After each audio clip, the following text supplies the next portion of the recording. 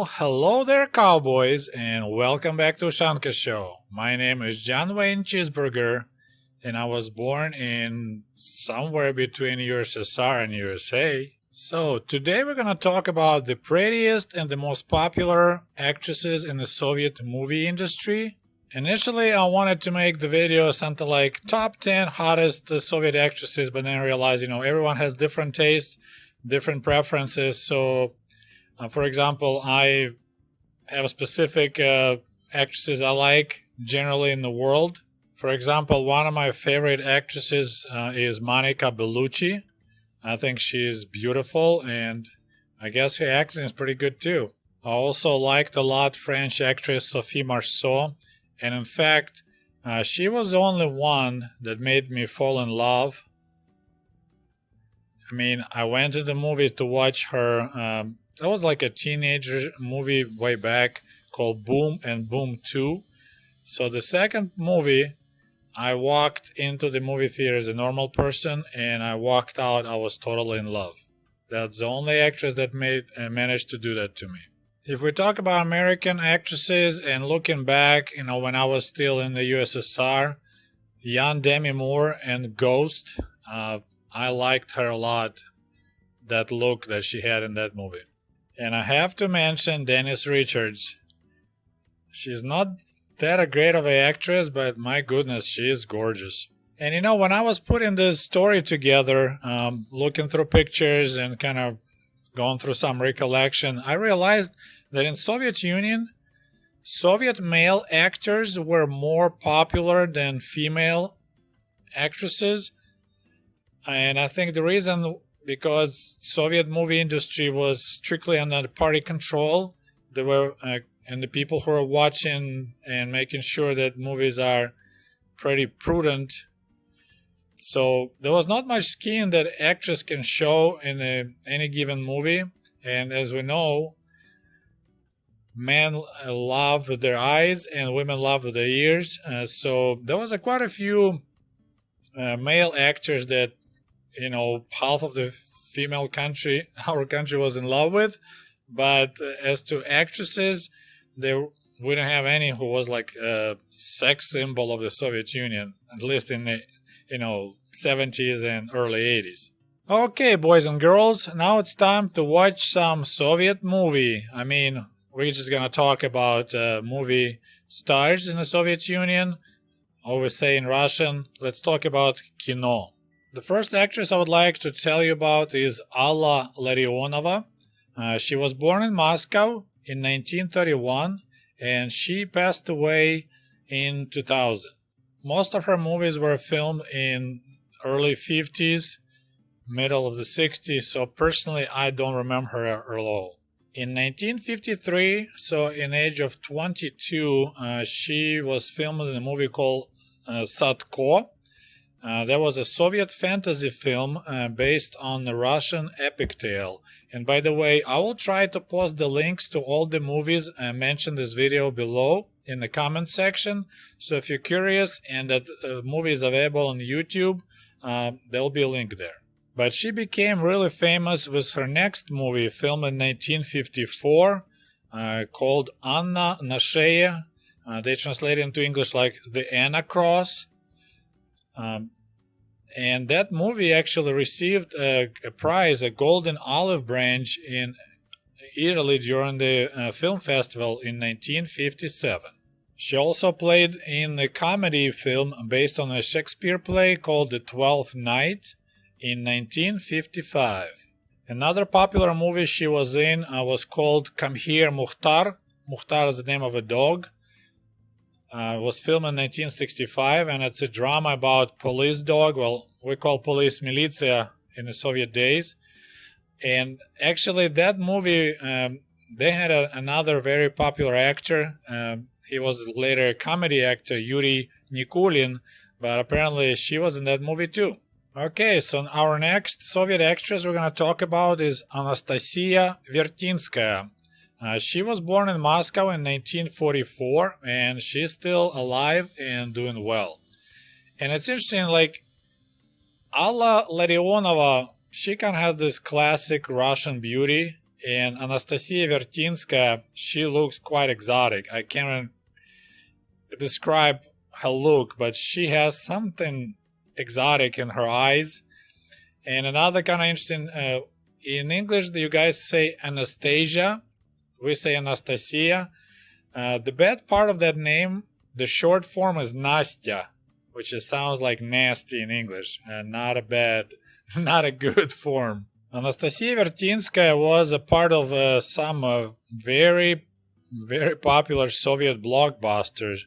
One of them was so-called Alaya Parusa, Scarlet Sails, filmed in 1961. And over 23 million people went to see that movie in the movie theaters. It's a fantasy novel, and it's about a girl who is waiting for a beautiful ship on the Scarlet Sails. And we actually even have a perfume, I believe, called Alaya Parusa.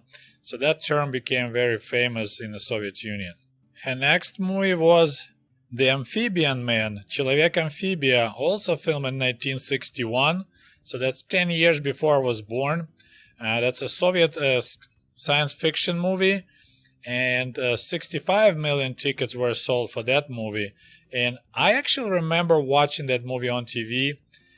I was maybe, 8, 9-year-old. I need to watch it again, but I read the book. It's a really good story. So, Amphibian Man, Человек Amphibia, Soviet science fiction.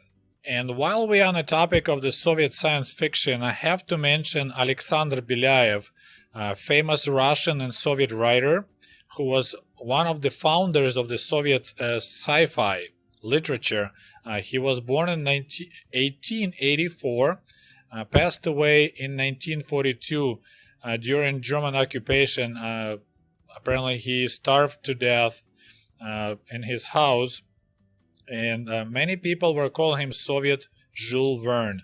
He wrote a lot of books.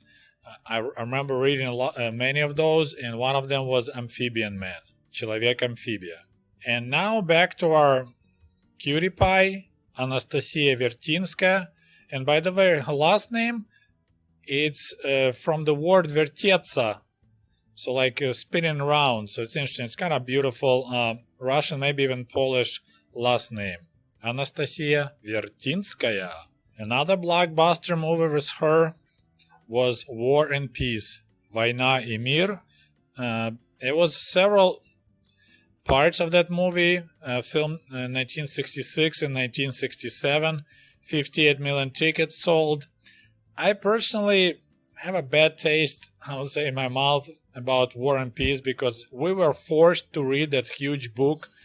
Being in school, I was part of our Russian literature class. And when you're 16, 17, it's way too early, in my opinion, to read that book. It's like adult book. It's just way too much. So I hate it with all my heart, so I never watched that movie. Her another movie worth mentioning is 1971 Shadow, Тень. I actually remember this movie. In description it says it's a tragical comedy, but I remember just a tragedy. It's like about scientist and his shadow. Spoiler alert. But I remember I was very upset because the guy died after losing his shadow. I don't want to spoil the movie, but it's a pretty good show called Shadow from 1971. And one more movie I want to mention with her participation is Ovid, Horsefly or Gadfly. It was filmed in 1980. It's a Soviet drama, and it's actually action is going on in Italy in 1840s, I guess under Austrian rule. And I remember my parents hated that show. It was really depressing, sad movie, and they didn't like it. I don't think I watched that one. Okay, so I hope you guys like this video. Please post in the comments if you want me to make more stories about Soviet actresses. Just kind of as a tryout, see how that goes. So let me know, and we'll talk to you soon. До свидания. Goodbye.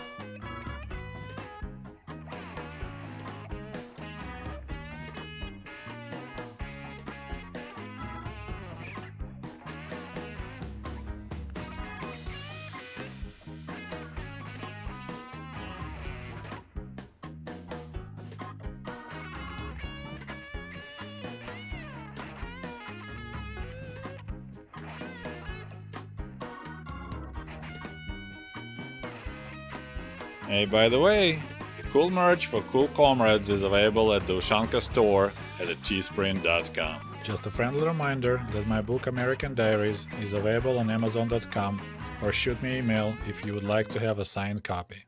Thank you.